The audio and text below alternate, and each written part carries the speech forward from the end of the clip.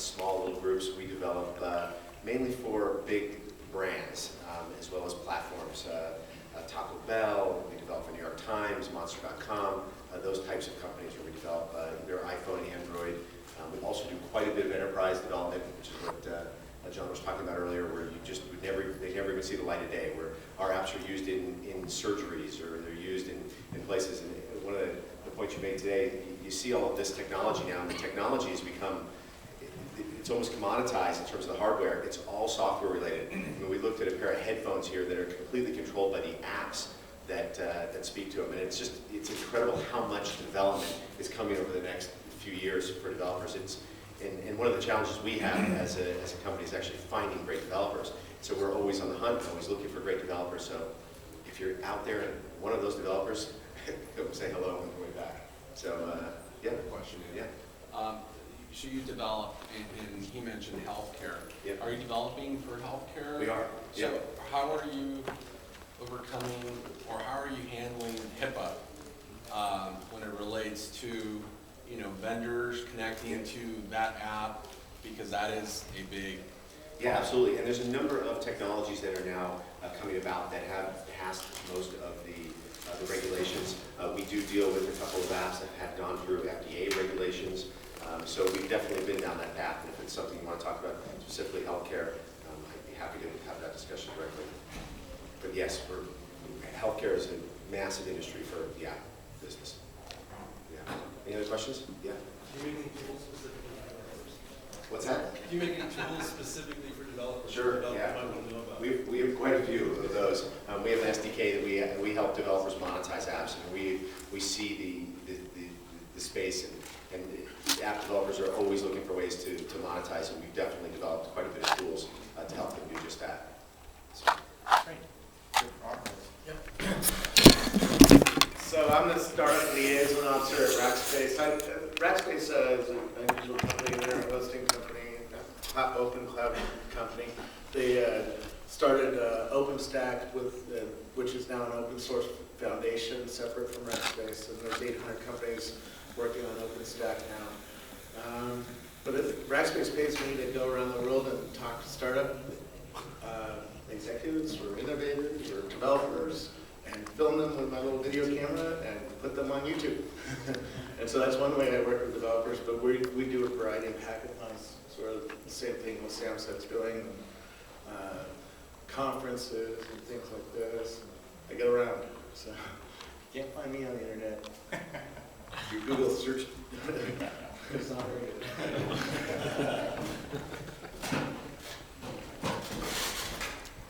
My name is Alex Donn. I'm with AT&T. Love the years, right? So I started and I run hackathons for AT&T, and that's our clear and very direct outreach method for developers. And it's all about we work with our partners across the board to bring their technologies out to developers, as well as just helping developers learn and build on new tech and really keep fresh on all the latest tools and technologies that come across, because it does change so fast. And that's my primary interest there. And as far as like the engineering sort of stuff, we've got an issue. I'm trying to drive initiatives internally to try to get some free tools out there that really make a difference, right? In terms of when it comes down to tools that we use, and it does outdate pretty fast, so we'll kind of see where the initiative goes. But anything that we can do with our partners to really help devs at the end of the day is super, super important. And it reaches even into education, right? Where hackathons are not just for everybody in this room to go and hack. It's education at the end of the day. It's figuring out, does that square peg fit in the round hole?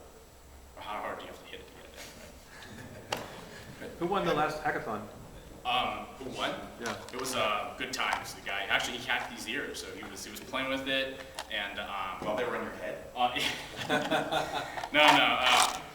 He had it. It was really cool. He was so he's an Arduino developer back at Trade, and he had took it apart and he was outputting data to his laptop, and then from there, then it was like, well, why don't you hook it up to the call management, AT&T call management APIs, and like do something for that, and then his app basically, if I'm talking and I'm focused on you, like I don't want any inbound calls, right? Like right now we're horrible timing a phone call, right? So I'm focused, and his app basically blocks all inbound calls if I'm focused, What? Based off the year. based on the years. I mean, clearly it's not like, you probably need, this is only one sensor on the front. You would need more sensors to have a more accurate reading, Right. But good concept. He had an excellent pitch. And actually, the pitch was really interesting too. Because when I saw him, he just got the idea. He wasn't really clear on how everything worked, and he didn't have that 30-second sound bite. But because I announced that everybody should come to the front, he had to iterate 100 times plus on really how to hone it down. And I think that really actually helped him win the competition. Because he had to practice his pitch to every single last person, technical and non-technical. And that was kind of a neat thing about Is he from LA? Huh? He's from LA? Yeah, LA, San Diego. We got there's LA has got like pitch night every night in LA, you know? So, if you want an intro, let me know. I'd be happy to introduce you. No, that's cool. I probably know you guys. Yeah, I just forgot. I'd like to introduce Shel Israel back here. He's my book co-author. So we're writing a book called The Age of Context, and that's another way we're working with developers to see what the future of the world is. That's why I've been meeting with Oakley, Qualcomm, General Motors, and finding out where the future is so that we can bring that education back into the developer world. But it's all about sensors, wearable computing, big data, weird data, social network data that's expanding very rapidly. By the way, there's going to be a billion tweet day very soon. I met with Twitter yesterday. They're seeing a billion tweets every day and a half right now. And they said maybe Super Bowl Sunday they might hit a billion tweets in a day. It's crazy to think about how exponential the rise is with social data and then location data.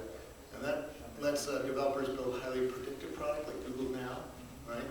And lets them build a highly personalized product, which will augment the world. And I just put up an audio interview with two guys who are doing glasses that have two 1080p cameras, and another guy who's building a heads-up display for the Oakley Airwave ski goggle. Is it Gorgeous Labs? Yeah, it's a They need APIs on recalls. Yeah, Yeah. while they're Yeah. just through those glasses. Yeah, it shows you, by the way, if you ski up a jump, it shows you how long the hang time is. Well, think if everybody actually had these on a ski slope, you would know where all the best jumps are because they could build a heat map of the best jumps, right? And if we were just just for fun, we were at PrimeSense, and they're putting these 3D sensors, room sensors, over your head while you walk into a shopping, like Walmart. They were showing it at Walmart in Brazil, I think. And they're studying our behavior. They can see you pull a box of Cheerios off of the shelf, and they can do stuff. They can build integration with apps and tell you're out, hey, if you buy 2 boxes of that, you get a little discount, right? Or, if you're launching a new cereal brand, hey, there's one over here, it's only $1, so you get to try it for this first time, because we know you like Cheerios, you keep coming back here to buy Cheerios. So, yeah, all sorts of fun stuff out there. Do you have a question? Yeah, I was a little more curious about the ears. Well, why do they move? What is Oh, what's the- There's a little brain sensor here. Yeah, this way, the patches right here. Like, Is there actually a red mark now on your head? Yeah. I've been wearing it for a long time. There's a ton. So it just measures the voltage difference. So, Can you actually think about something and make them move? I need to practice that. But if you see me get yeah, it'll start twitching really rapidly. So it's NeuroSky. So check them out downstairs. Yeah. I was wearing. If you're a cheating husband, you don't want those. Yeah. I was wearing an Empatica sensor, which is a skin response sensor like that. And the guy who invented it, he actually invented it to help stroke victims or Alzheimer's patients to start building memory tricks. But he can. He was watching me live, my emotional state, and he said, "Oh, you started really nervous on stage." This was on stage, and then he came out and started talking to me about the red light district in Amsterdam, and it spiked. It's like, this is a new privacy problem. That's awesome. Yeah, if you guys ever want to run a dating thing, then Right. it's like, hey, Ear John, the speed dating. John, his ears aren't. All right, good. We'll be talking down the hall. Yeah, so we're gonna end the public part and go get a cookie and some chips and a bottle of water and talk to these guys. So thank you for coming. Follow the App Developers Alliance. We have a Twitter handle, which is at App Alliance. It's on the board. There it is. Down there, right, at App Alliance. We're on the web, we're on Facebook, we do all this sort of stuff, and we're good. Thank you so much for coming.